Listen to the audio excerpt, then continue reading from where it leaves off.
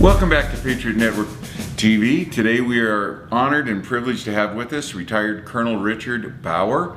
And Colonel Brauer is an expert in many areas of Air Force operation. He was inducted in 2010 into the Air Commando Hall of Fame, one of many honors that he accrued in his almost 3 decades of service to the United States Air Force and the United States of America. He's a great patriot, and he's also probably the single best source of information on what happened in Benghazi. And today we're going to talk about the testimony that Secretary Clinton gave before the House and the Senate, and then we're going to get into Panetta's testimony. But in this first segment, we're just going to talk about what happened with Secretary Clinton and her testimony.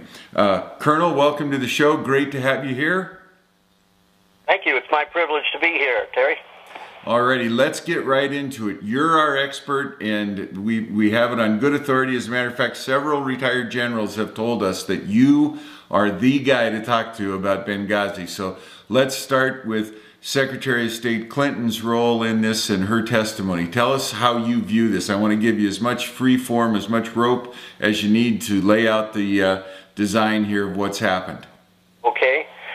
It's important to note that prior to Secretary Hillary's testimony before the Senate Foreign Relations Committee hearing on 23 January, that there was published an accountability review report, which she refers to as the ARB, the A-R-B. That's 39 pages. I've read it about 6 times and highlighted it. The important thing in the ARB, and by the way, she appointed 4 of the people that would write this for her, that is the Accountability Review Board report held no one accountable.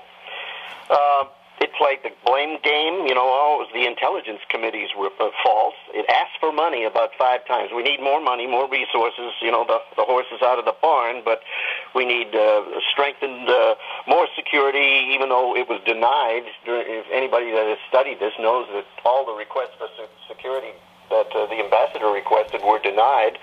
In fact, there was almost no security there during the 2 attacks, which occurred between 7 and 8 hours duration. Hillary's testimony on the 23rd of July before the Senate Foreign Relations Committee basically parroted back that report. And the key phrases, I can sum it up in just a couple of statements as to what it says.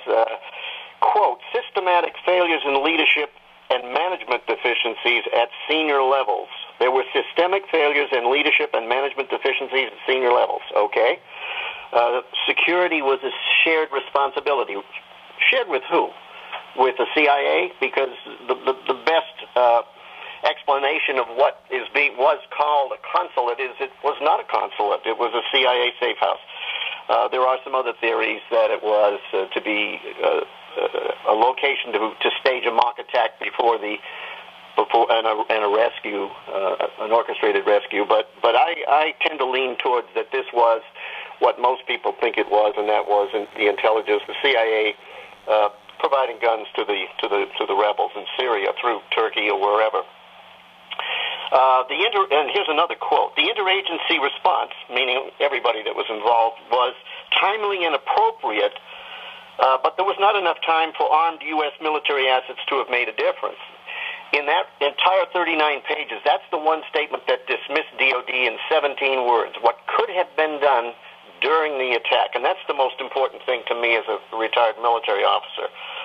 Also, the report, quote, found no individual government employees breached his or her duty. I disagree with that radically, that the people that were in charge of security, such as Charlene Lamb, who was in charge of the security for all the embassies, were basically not dismissed, not disciplined. They were given new titles and moved around and even given paid leave, administrative leave. So they were shuffled around, hidden, and no one was found guilty of anything. The board found no evidence of any undue delays in decision-making or denial of support from Washington or from the military combat commanders. Again, a whitewash. That's 39 pages of this, and so there it is, the ARB, the ARB, and there it is, and it finds no one guilty, and no one was at fault, and we need more money. Now comes, on the 23rd of January, the Senate Foreign Relations Committee. And if I had to characterize the way Hillary looked and acted, she was, I just wrote these words down as I watched what she did and heard what she said. Defiant. Somebody described her as a cornered bureaucrat, emotional, combatant, arrogant, defensive, belligerent, and angry. How dare you question my integrity? Anytime a Republican held her feet to the fire, such as Rand Paul, who said he would have fired her, Ron Johnson, and John McCain in particular, she got angry. And when she was asked selected questions, she came out with the classic line that will be forever etched in stone from the Senate Foreign Relations Committee, and that what difference at this point does it make regarding the death of our 4 Americans? What difference at this point does it make? Makes a hell of a difference. She played the blame game again, just as the ARB report did. She blamed the Intelligence Committee. The Democrats that interviewed her fawned over her, praising her service. One of the Republican questioners, Representative Duncan, as I recall, said the ARB, the ARB reports, held no one accountable. And he hit the nail on the head. State Department whitewashed the whole thing. There was an Air Force pilot, and a former Air Force pilot. I missed his name because it flashed on the screen, but he began to ask the questions that I've been asking and others have been asking about the military. Why were no F-16s scrambled from Aviano to do a low pass? They were only 1,000 miles away. They could have been there in short order. Mortars used during the attack. Those mortars, if you read all the reports, there were 5 rounds in 90 seconds. I think that's 1 round every 18 seconds. Now, that's not a flash mob. That's not a spontaneous demonstration. A mortar is a very significant, it takes significant training to learn how to do that. And when 3 of 5 rounds land exactly where the SEALs are standing and kills them during the latter part of that, the second attack, then you know the place was sighted in. And if you look further into some of the things that went on before the attack, such as at 6-something in the morning, 6:45, a Libyan, quote, policeman was seen photographing with a cell phone the Special Mission Compound, SMC, as they refer to the quote-unquote consulate, or TMF, Temporary Mission Facility. They have lots of names for this place, but it wasn't a consulate. There wasn't even a flag, an American flag on the place. It was a rented facility. But the fact that somebody was there early in the morning taking pictures and then speeds off in a Libyan police car and is a member of a suspect, the 17th Martyrs Brigade, I believe it was called, he was sighting in with GPS coordinates where those rounds would impact, because when a mob fires a mortar and 3 of their 5 rounds in 90 seconds take out 2 SEALs, you know darn well that's a military-style operation. The Air Force pilot questioned her on that, and she, of course, avoided that, all those questions. She also denied something that I don't think is true. I can't prove it. That the State Department did not have access to any live feed from the drone that was overhead. General Carter Ham, their African Command commander, just happened to be in the National Military Command Center when the attack started, and he's listening to, as all 12 or so other command centers are listening to, the attack, and so he diverts a drone from a reconnaissance mission, and within an hour and a half, that drone is overhead with live video feed. It's an unarmed drone. It's a reconnaissance drone, and it's got live video feed, and everybody's watching it, and I suspect Hillary was watching it as well. Can't prove it, but anyway, her hearing was an absolute whitewash of the situation. She had commissioned 4 people to be on the Accountability Review Board. It held no one accountable.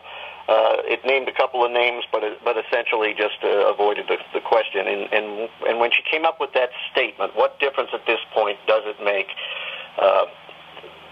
That should be etched in stone as to Hillary.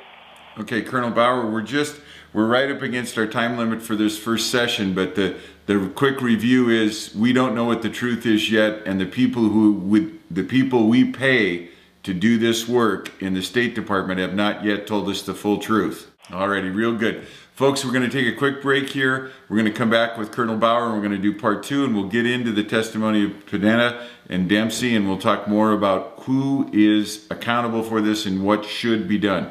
Thanks so much for watching. God bless you. God bless the United States. This is part 2 of our interview with Colonel Richard Brauer, and we are talking about Benghazi in general, but specifically in part 2, we want to get into the testimony given by Secretary Panetta. Okay, first of all, I was able to listen to, I would say, the majority of the Senate Foreign Relations Committee hearing on Benghazi, the Senate Armed Services Committee hearing on, I believe it was 7 February with Leon Panetta and General Martin Dempsey, the chairman of the Joint Chiefs.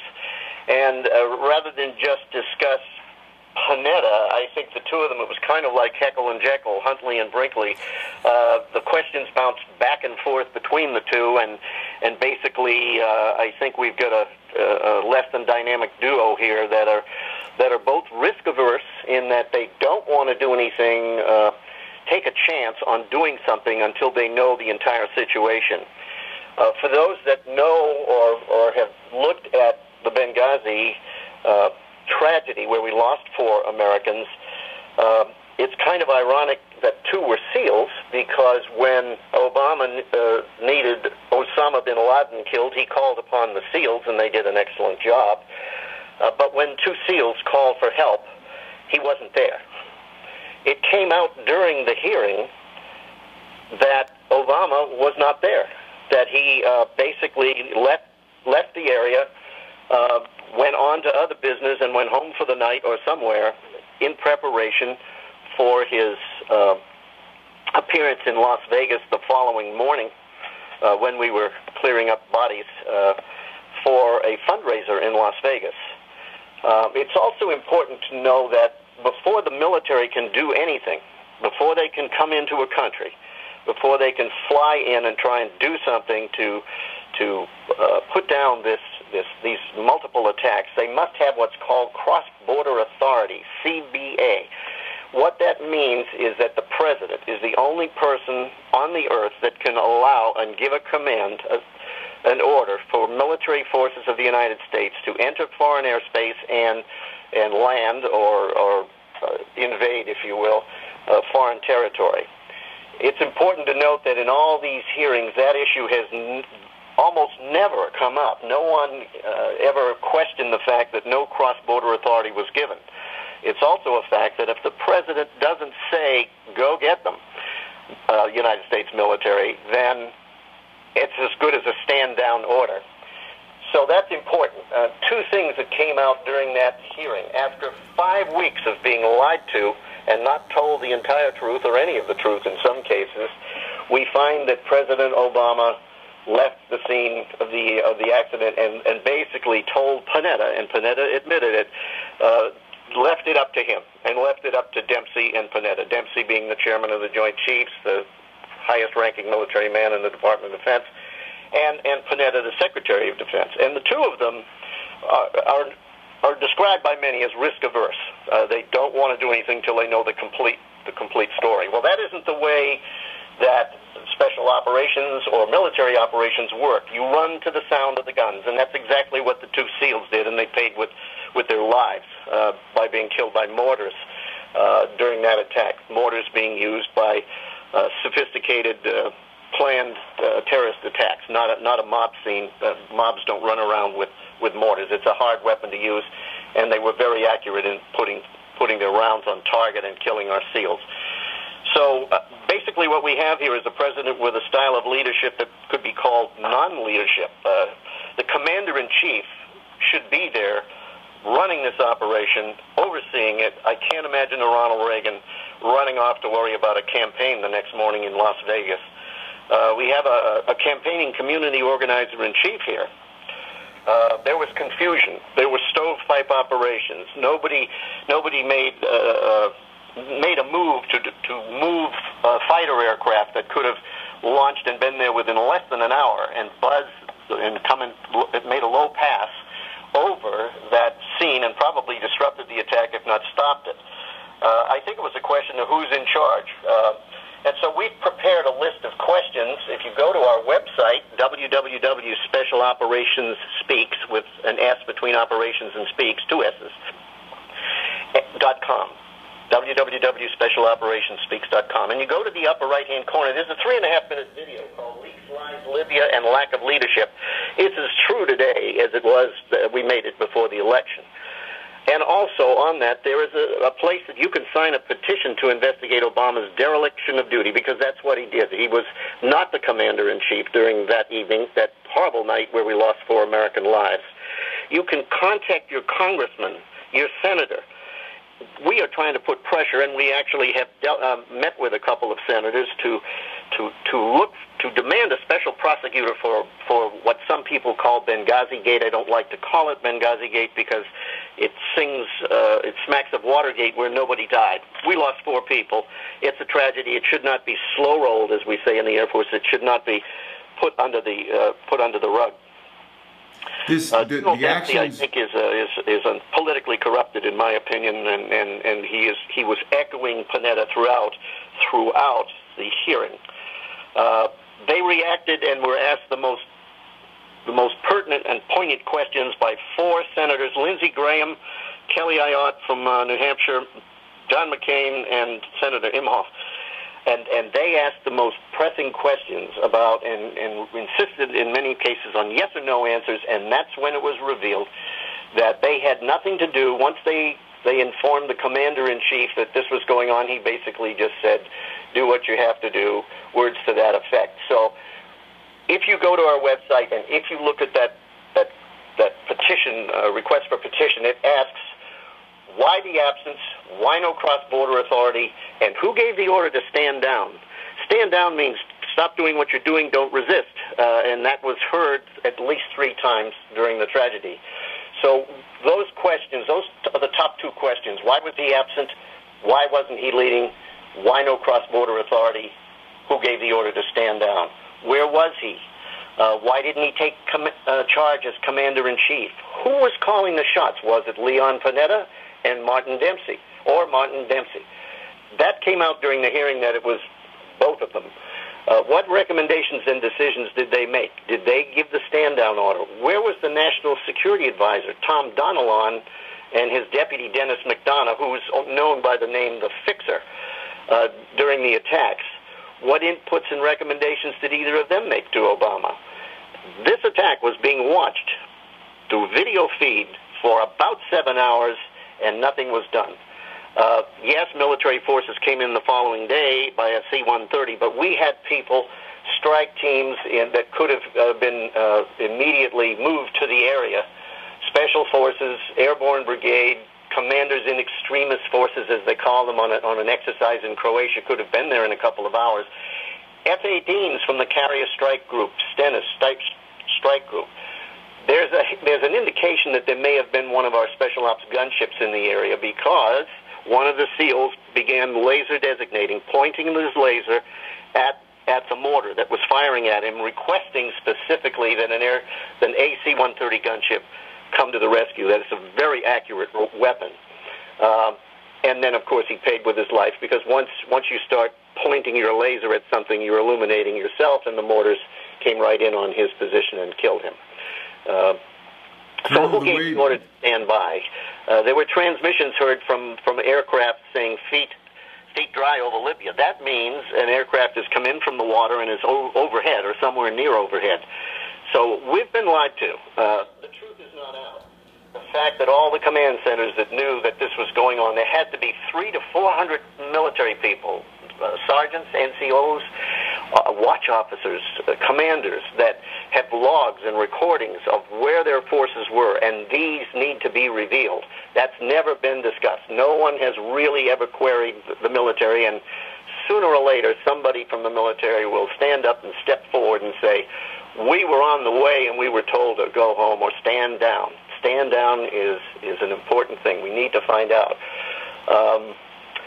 It was also reported Obama and Biden were on the phone with Israeli Prime Minister Netanyahu for an hour or more on other important issues after the attack began. So I guess it wasn't important for our president to oversee the rescue of 4 of our citizens. When did he reappear on the scene? Well, according to the testimony given by Panetta and the chairman, he never did. He never came back. He never called, neither did the Department of State, Hillary, by the way. Nobody ever called to say, how's it going? What have you done? Where are we? Nothing. The entire night, nothing. He walked away from being commander-in-chief. And the price that was paid for that, Colonel, is the death of these 4 Americans. We're all out of time. We're going to go ahead and do a third episode here, because I think there's still a bunch of things we need to cover. So, folks, we'll be right back with episode 3. Welcome back, folks. We're speaking today with Colonel Brauer, and we are talking about Benghazi. And this is the third of 3 that we have done on this. And I want to mention to you that this is very important for the average citizen to get exposure to. This has not been covered by the mainstream media, and the Colonel is one of the world experts on this. If you want to find out the truth on this, you're going to have to go to the Colonel. You're going to have to go to his website. So let's get into it now with Colonel Brauer. Let's get back to this. Colonel Brauer, did the President, and this is really the heart of your petition, it sounds to me like the President of the United States walked away from his duty to defend U.S. citizens, and that's, you know, that's the promise of the oath of office, to defend the United States against all enemies, domestic and foreign. He was AWOL. As the commander-in-chief, he is the senior. He is in charge of the United States military. He needs to make decisions. He needs to issue cross-border authority. He did that. We think he did that on the Osama bin Laden raid, when our helicopters, our special ops helicopters, had to go into Pakistani airspace, another sovereign nation, and we all know what the reaction was. You know, the Pakistanis didn't know what was going on, launched F-16 fighter jets, but we got out of Dodge. It's important that he be the hub. He make the decisions. The buck stops here at the President's desk, not in Las Vegas at a fundraiser the next day. We know of the strained relations that he has with Israel, but there he is on the phone immediately. While the attack's going on, he's on the phone talking about something with the Israeli Prime Minister Netanyahu. There is a whole bunch of people waiting to do something. You run towards the sound of the guns, and that's what the SEALs have been trained to do.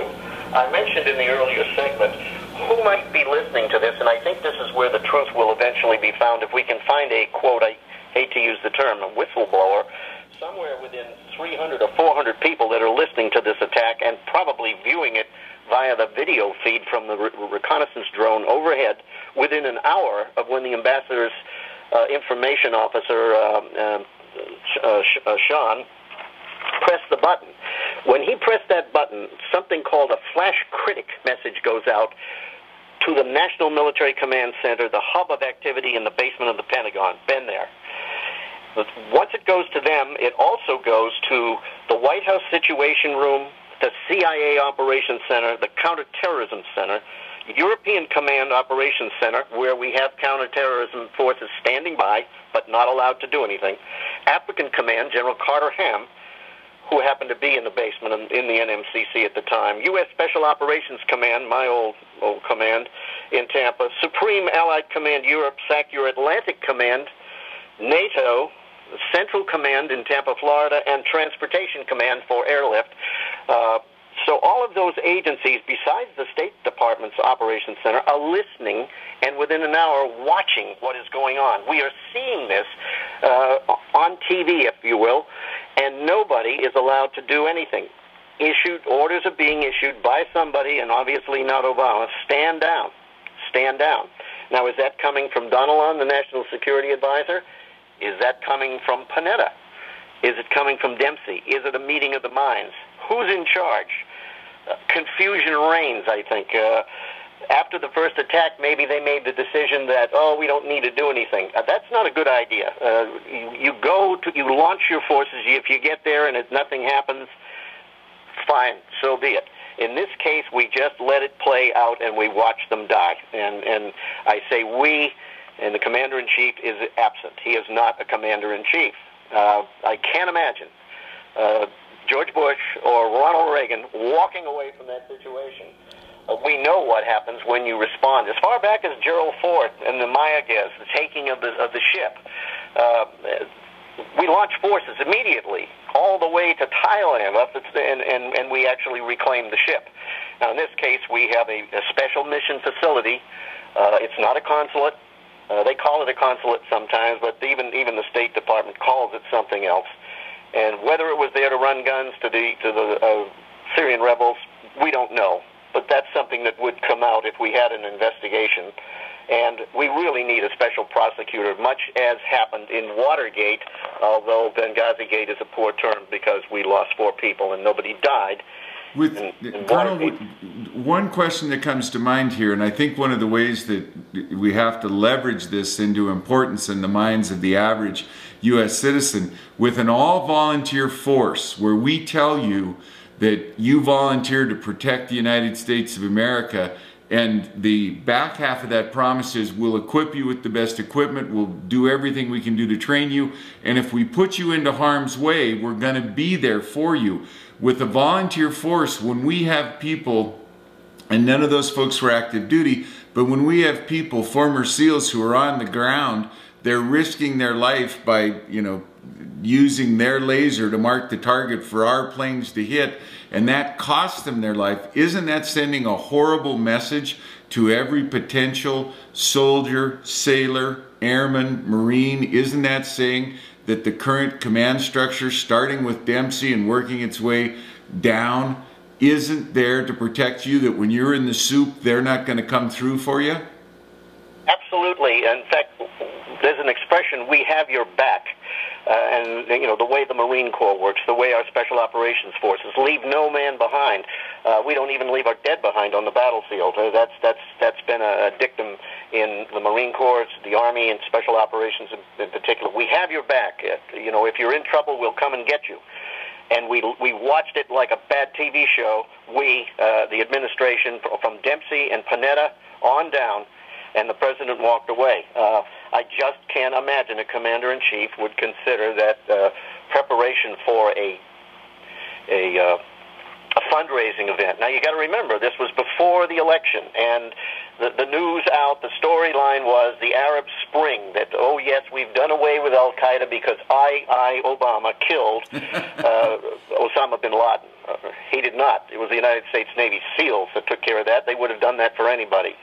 And if you read the book that came out, No Easy Day, as I have, the author says that. We would have done this for any president, for our country. We would take out bin Laden.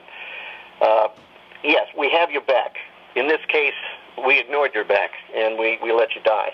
And it wasn't the military. I think the military would have been there in a heartbeat. The time frame is important. This thing lasted from the first attack to the last casualty almost 8 hours. 8 hours. And our first military arrived by airlift the following day to pick up the bodies. In fact, the following evening on the 12th by airlift. There were no strike aircraft put in there, and I know there were strike aircraft in that vicinity.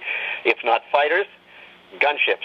And I know the gunship. The AC-130 gunship can hit the corner of the room that I'm sitting in with one round from 10,000 feet. They are that accurate.